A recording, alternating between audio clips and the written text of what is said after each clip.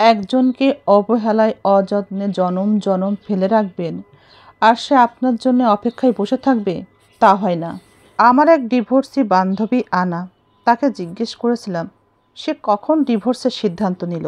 আনা হেসে বলল, তার পছন্দের আই মেকআপ করে আমি যখন দেখলাম তার সামনে গেছি, কিন্তু সে টের পাচ্ছে না। সে টেরই পাচ্ছিল না, স্পেশালি আমি তার জন্যে সেজেছি। যখন তার পছন্দের কেক মেক করলেও থ্যাঙ্কস দেওয়ার সময়টা সে পাচ্ছিল না। তখনই আমি তাকে ডিভোর্স দেওয়ার সিদ্ধান্ত নিলাম। শুনেই বুকের মধ্যে কেমন একটা ধাক্কা লাগলো আমার। কোথায় যেন মনে পড়লো আমার নিজের কথা। যখন আমার অনুভবের কথা নন স্টপ আমি দিনের পর দিন তাকে বলতাম, সে দেশে বসে বলতো আমিও তো একা। আমার মনের দুঃখে তখন হাসি পেত। আমি তাকে বোঝানোর চেষ্টা করতাম, বিদেশে একলা হওয়া আর দেশে একলা হওয়া এক কথা নয় তো পাগলা। একদিনের এক কথা বলি, একদিনের ঘটনা। নার্ভাস ব্রেকডাউন আর প্রেশার লো হয়ে হাসপাতালে গিয়েছি।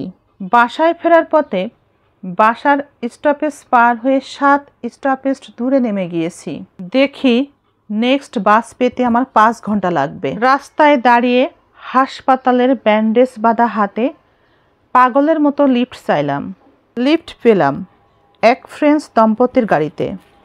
বাসায় নেমে এখনকার এক্স হাজব্যান্ডকে যখন বললাম আমার একা একা লাগে, সে উত্তরে বলল আমিও একা। মেয়েরা একদিনে চেঞ্জ হয় না। চেঞ্জ হয় আস্তে আস্তে। এই প্রক্রিয়া দীর্ঘ।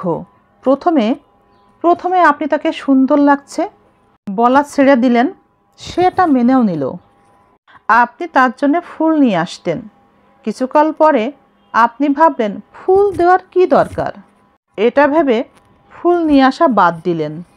সে এটাও মেনে নিল। আপনারা শুরুর দিকে বিভিন্ন দিবসে ঘুরতে যেতেন, সেই দিবসগুলো ভুলে যাওয়া শুরু করলেন। সে এবারও মেনে নিল, কিন্তু আপনি এখানেই থামলেন না।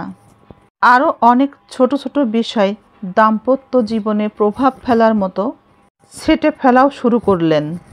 কিন্তু আপনি ঘুণাক্ষরেও জানেন না অ্যান্টিবায়োটিক যেভাবে কাজ করে, আপনার পার্টনার মেয়েটা সেরকম তার মনের মধ্যে আপনার ব্যাপারে অ্যান্টিবডি তৈরি করতে শুরু করে দিয়েছে। একসময় সে ফিল করবে আপনাকে ছাড়াও তার চলবে। আপনি খেয়াল না করতে করতে এমন জায়গায় পৌঁছে গিয়েছেন, সেখান থেকে দেখলে মনে হবে সে হয়তো নতুন কোনো অপশন পেয়ে গিয়েছে। আপনাকে তার আর ভালো লাগে না, তাই সে হুট করে দুম করে আপনার কাছে ডিভোর্স চাইছে। তাই সে আপনার সাথে এভাবে কথা বলছে। না, একদমই না। আসল কথা হচ্ছে আপনি তাকে এমন জায়গায় পৌঁছে নিয়ে গিয়েছেন যেখান থেকে সে এখন একা হয়ে যাওয়ার আর ভয় পায় না। বরং মন খারাপ করে থাকাটা তার কাছে আপনার কাছে থাকার চেষ্টার থেকে শান্তির বলেই মনে হয়। প্রিয় পুরুষ, এই দিন দেখতে না চাইলে আপনার সঙ্গীটির যত্ন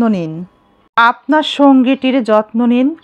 যত্ন নেওয়া প্রথমে আবেগ বলে মনে হলেও পরে এটা অভ্যেসে পরিণত হয়।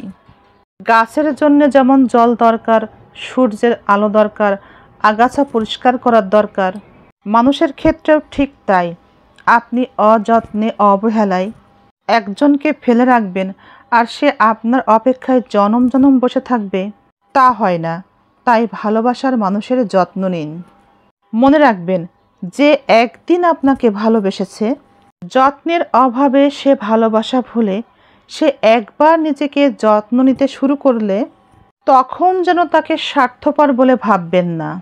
আপনার জন্য স্বার্থ বিসর্জন দিয়েছে বলে সে নিজের ভালো থাকার স্বার্থ কেন দেখবে না বলুন? কেন দেখবে না?